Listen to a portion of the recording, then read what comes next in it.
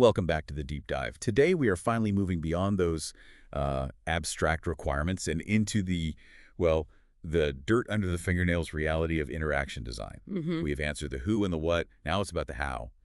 How do we take a conceptual idea and turn it into something users can actually hold or touch or interact with? That's right. We're focused squarely on the develop phase of the design process. So you can think of this deep dive as a map, really, showing how you get from those initial, often pretty vague requirements all the way to a finished product. And the secret weapon here isn't the final code.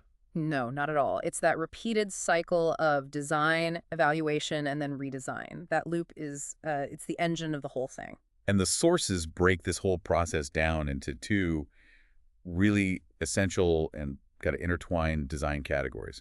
Let's start with the conceptual side. Absolutely. So first you have conceptual design. This is the philosophy. It's the big idea. It defines what the product will do, how it's going to be represented to the user, and the core concepts they need to understand how to interact with it. The conceptual model. The conceptual model. It's the skeleton, basically. Okay, and once we have that skeleton, we need the muscles and the skin, which brings us to the second category. That's concrete design. And this is all the granular detail. The visual appearance, what the icons look like, the menu layout, the typography, even the haptic feedback. But they feed each other, right? You need some concrete ideas to start prototyping, but the prototyping itself helps you refine that conceptual model. Exactly. It's a feedback loop. So if the conceptual model is the skeleton, then the prototype is, what, the laboratory where we test if the skeleton can walk. That's a great way to put it. At its most basic, a prototype is just a manifestation of a design. It lets everyone involved, designers, users, stakeholders, interact with the idea and see if it works. But the key insight here is that every prototype is also a filter. A filter, it is always limited. It has to focus on certain things while, intentionally ignoring or minimizing others. And we have one of the most famous and maybe most bizarre examples of this in design history, Jeff Hawken with the Palm Pilot. He didn't start with code. He started with a chunk of wood. Yes. It's such a powerful story. He literally carved a block of wood to the exact size and shape he imagined for the device. Wow. And he carried that wooden lump around for weeks. Pretending to use it. Pretending to use it. Pulling it out of his pocket, tapping on it to enter appointments. The prototype filtered out all the technical complexity to focus purely on the physical experience, the size, the feel. It was genius. And today we've got tools like 3D printing that can do that almost instantly. Right. But fundamentally, why go through all this effort to filter? Well, Donald Schoen called it reflection in design. Building prototypes forces you to think. They're communication devices. Wow. And they answer very specific design questions. Like, is this technically feasible? Or how do we clarify this really vague requirement from a client? Or most importantly, how do users actually react when you put it in front of them? And the question you're asking really determines the prototype's fidelity. We can look at that paper prototype designed for an autistic child. That example shows perfect filtration. It was just paper, markers, cardboard. It visually showed the layout, the labels, the interaction sequence. So it was just enough to test the function and the flow. Right, but it completely filtered out things like speed or sound quality or how robust it was. You didn't need to test those things yet. And we should also mention that a service prototype, say, for a new airport check-in, often just uses role-playing. The people themselves are the prototype. Okay, that distinction brings us neatly to the rapid, cheap techniques. Low-fidelity prototyping. These are your early disposable drafts. Simple, super quick to modify, and just vital for exploring ideas fast. We have 4 core techniques here. First, storyboarding. Right, so storyboarding takes a scenario like that one of Christina using a mobile device to explore historical sites and turns it into sketches. Yeah. Step by step, showing her progress. It captures the whole context of use. Exactly. Second is just plain old sketching. And the source material is very clear on this. This is about design, not about how well you can draw. They mentioned developing a sketching vocabulary. Yeah, simple boxes, arrows, stick figures. It's about getting over that inhibition and just focusing on the idea, not making it pretty. Okay, third technique. Index cards. Simple 3x5 cards. Each card represents a screen or an icon or a dialog box. You literally put them in front of a user and have them step through a task, and you swap out the cards like they're navigating the interface. And finally, the famous maybe slightly sneaky Wizard of Oz technique. Ah, yes. So the user thinks they're interacting with a fully automated system, like an AI assistant. But behind the scenes, there's a human pulling the levers, simulating the system's responses. And this is used a lot in human-robot interaction. A ton. And in studying autonomous vehicles, too, it lets you understand how people will react to an AI before you've actually built the really complex AI. Okay, so moving up the scale of reality, we get to high-fidelity prototyping. Right. These look much closer to the final product. They often have more functionality, and they usually evolve through different stages, getting more polished each time. And they're more resource-intensive, but sometimes you need them. You do. For instance, designers created fully working smartphone apps as hi-fi prototypes for an assembly line worker assistance system. They needed that high fidelity to test usability in a real, noisy, time-crunched factory. A paper prototype just wouldn't cut it. But every prototype, high or lo-fi, is a compromise. The sources give us this sort of formal anatomy of prototyping. They do. The filtering dimensions are what you leave out: appearance, data, functionality, and interactivity. And then the manifestation dimensions describe its physical form: material, resolution, and scope. And this forces trade-offs, like horizontal versus vertical prototyping. Exactly. Horizontal means you show a wide range of functions, but with very little detail, like a basic sitemap. Vertical is the opposite. You show deep functionality for just one or two key tasks, like a fully working payment system, and nothing else. And this all leads directly to something called the prototyping dilemma. What happens when a high-fidelity prototype is just too good? It creates two huge risks. First, the user might mistake it for the final product, and then their feedback is all about, the color of a button instead of a fundamental flaw in the concept. And the second risk. The design team gets lazy. They might be tempted to just ship the prototype without doing the proper engineering or documentation, which is almost always a disaster. So we have to distinguish between two approaches here. Right. Evolutionary prototyping, where the prototype is built well from the start and is meant to evolve into the final product. And throwaway prototyping, where the prototypes are just for learning. They're stepping stones that you discard before you start building the real thing. Okay, let's switch gears back to that core idea: conceptual design. Before we even draw a screen, how do we start generating that big idea? You start by achieving empathy. You have to immerse yourself in the user's world. Things like contextual interviews are key, but you can also use mood boards. Like for interior design. Exactly like that. A collection of images, textures, typography, just to capture the desired feel or emotion of the product for the design team. And scenarios can explore the ethical side of that feel. The text introduces plus and minus scenarios. The Dietmon example is perfect for this. Researchers made video scenarios about a diet tracking product. The plus scenario showed a guy happily showing the tech to his friends. And the minus scenario. It showed him tense, sneaking a pastry and throwing it away after the system warned him about his calorie intake. It instantly shows you that the product isn't just a tool, it's a potential source of guilt and social pressure. And speaking of simulating experience, what about experience prototyping? Like having designers wear the third age suit to simulate what it's like to be older. Well, these are intended to generate insights, but the source material is really cautious about them. Research shows these disability simulations often just generate pity or fear, not real empathy. Because they ignore the coping strategies people develop. Precisely. They ignore the lived experience.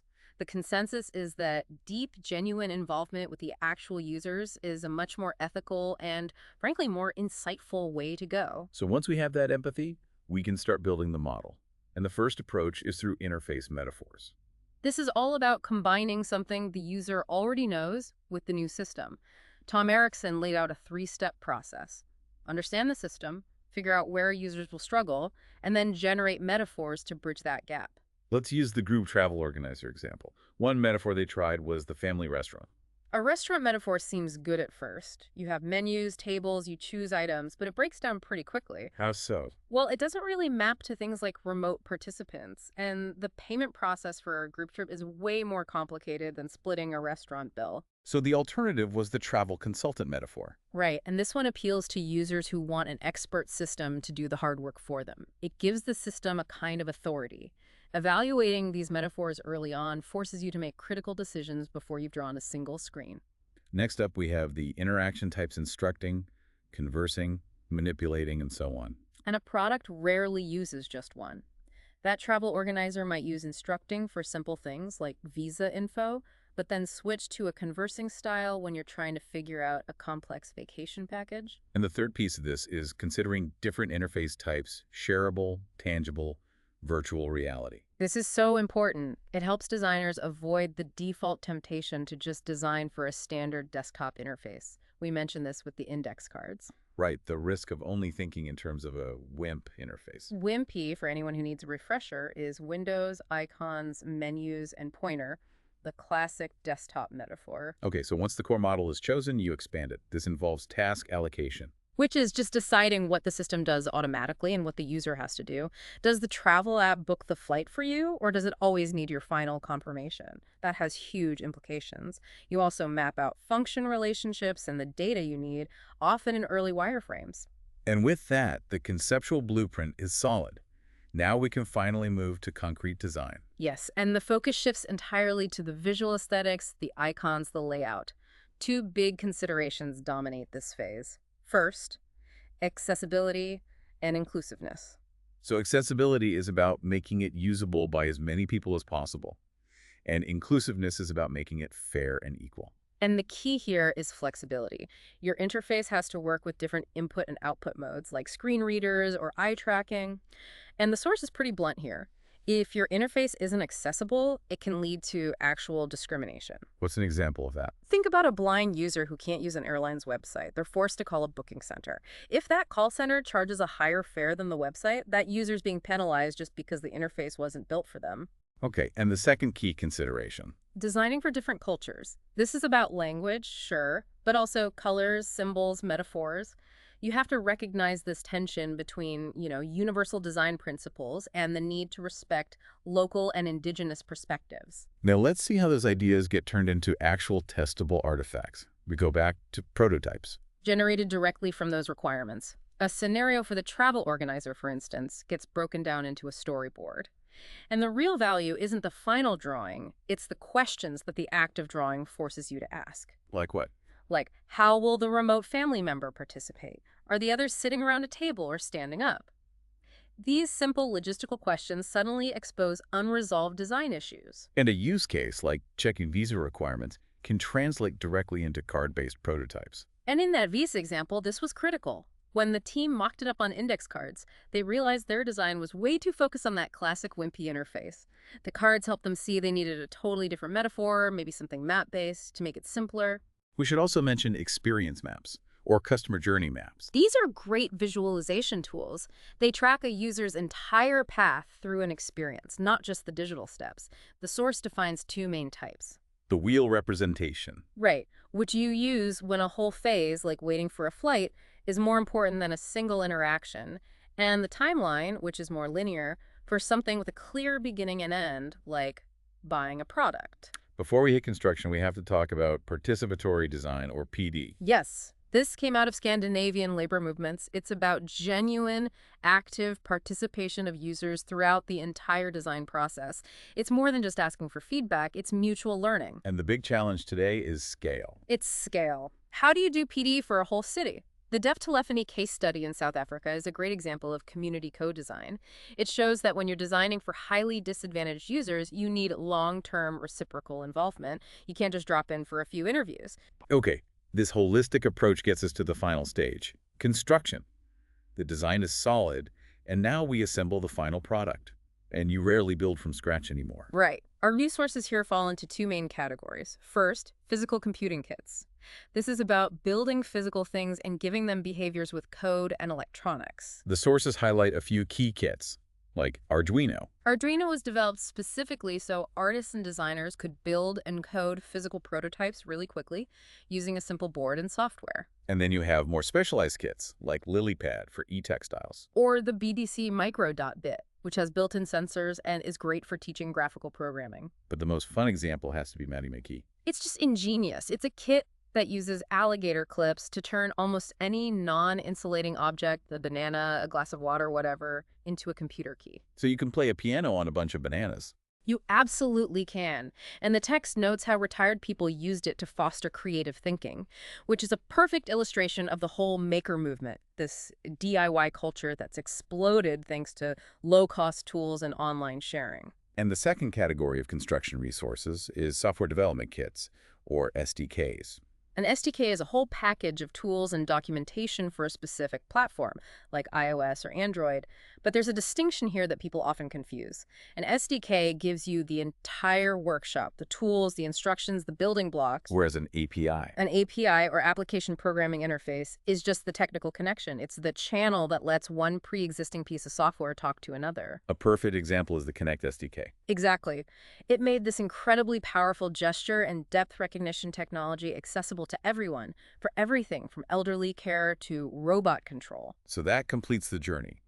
We've gone from the big idea in conceptual design to the visual details of concrete design, refined it all through iterative prototyping with low and hi-fi techniques, and finally moved into construction with physical kits and SDKs. That's the whole map right there.